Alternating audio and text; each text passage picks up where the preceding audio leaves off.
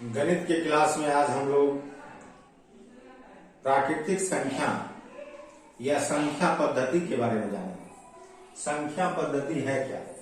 9th class में यह मुख्यतया है। संख्या पद्धति हम एक निरूपण के साथ जानेंगे। तो संख्या पद्धति अगर ये लकीर है तो इसका यहाँ अगर हम 0 देते हैं तो यह 1, ये 2, ये 3, ये 4। फिर इधर जब आएगा तो ये -1, ये -2, ये -3, ये -4। ये है संख्या पद्धति निरूपण। ये हम लोग संख्या पद्धति निरूपण इस प्रकार से है जो जब हम किसी नियत स्थान से आगे की ओर जाते हैं तो वह धनात्मक होता है, जबकि नियत स्थान से पीछे की ओर जाते हैं तो वह ऋणात्मक होता है। इस प्रकार से हम लोग संख्या पद्धति के बारे में जानेंगे। अब हम लोग संख्या पद्धति सबसे पहले संख्या के बारे में जानेंगे। तो संख्या के बारे में हम लोग जानेंगे जो संख्या तो विभिन्न प्रकार के हैं। अगर कोई पूछ दे प्राकृतिक संख्या किसे कहते हैं तो इसका आंसर होगा गिनती की संख्या। गिनती की संख्या को प्राकृत संख्या कहते हैं।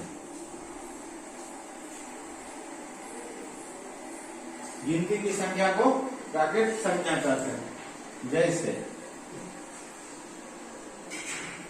1, 2, 3, 4, 5 ये अनंत तक होगा। ये सभी प्राकृतिक संख्या है। परिभाषा 1 हम लोग ये भी मान सकते हैं। परिभाषा 2,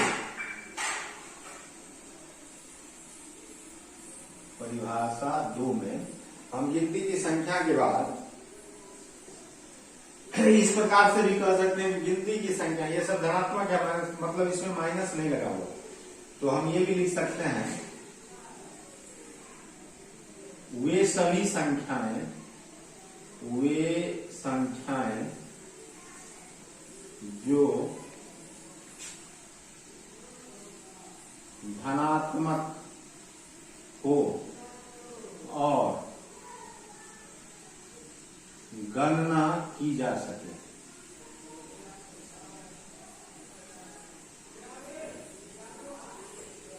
उसे प्राकृत संख्या कहते हैं।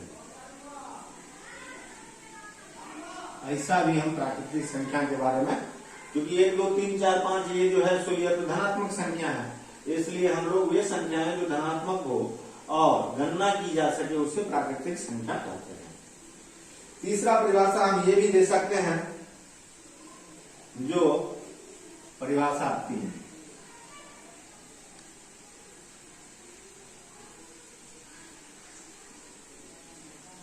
जिस संख्या को ईश्वर या प्रकृति ने बनाई है। अर्थात आदि काल में भी ये संख्याएं हुआ करती होगी। जो किताब जिस समय नहीं आया था उस समय भी लोगों ने इस प्रकार से गिनती किया होगा। जैसे 1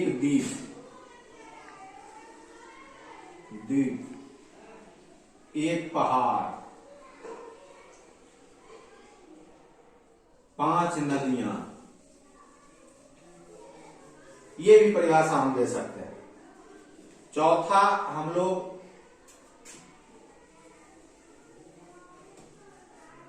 परिभाषा 4, चौथा परिभाषा हम लोग ये दे सकते हैं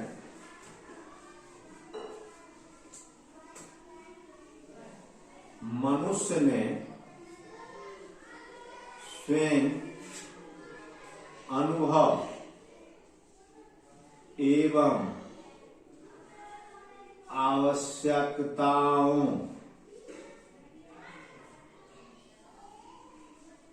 के आधार पर जिस से गणना की उसे हम प्राकृत संख्या कहते हैं। आदि मानव ने भी परिवार के सदस्यों की गणना की होगी। इस प्रकार से हम लोग प्राकृतिक संख्या के बारे में आज जाने। जो एक से प्रारंभ होने वाली सभी धनात्मक संख्या प्राकृतिक संख्या होती है। गिनती की संख्या प्राकृतिक संख्या होती है। आवश्यकता और अनुभव के आधार पर बनाई गई संख्याएं प्राकृतिक संख्याएं होती है। उसके बाद जिस संख्या को ईश्वर या प्रकृति के द्वारा बनाई गई इसलिए उसे हम प्राकृतिक संख्या कहते हैं। वे संख्याएं जो धनात्मक हो और गणना की जा सके उसे प्राकृतिक संख्या कहते हैं।